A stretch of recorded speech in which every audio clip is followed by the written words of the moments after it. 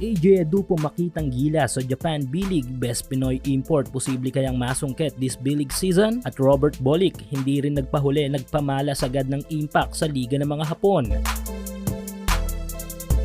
Pre-season pa lang ng Japan B-League ay talaga namang apaw na sa excitement ang liga ng basketball ng mga Hapon dahil ngayon sa paglalaro ng ilan nating mga Pinoy kababayan sa kanilang liga. Hindi man nakakalaro si Kai Sotto para sa pre-season game ng kanyang team na Hiroshima Dragonflies, ay naglaro naman sa unang pagkakataon ng kanyang katambal sa Gilas Twin Tower na si AJ Adu. Nakasagupa ng team ni AJ na Toyama Grouses ang team ng Niigata Albirex. Nakuha ng team ni AJ ang panalo sa pre-season game na ito at tulad nga ng ginawa nito sa ating national team this World Cup ay ginulat ni AJ Adu ang mga Hapon nang may pamalas nito ang kanyang husay sa laro. Naging malaking impact si AJ pagdating sa opensa at depensa ng Grouses. Sa opensa ay makailang beses na dinomina ni AJ ang ilalim. Pagdating naman sa depensa ay puro supalpal ang inabot ng ilang mga Japanese players. Hindi rin nawala ang pagiging masipag ni AJ Adu sa rebounds at nakikita talaga nating nakikipagsabayan ito sa mga international imports ng Niigata.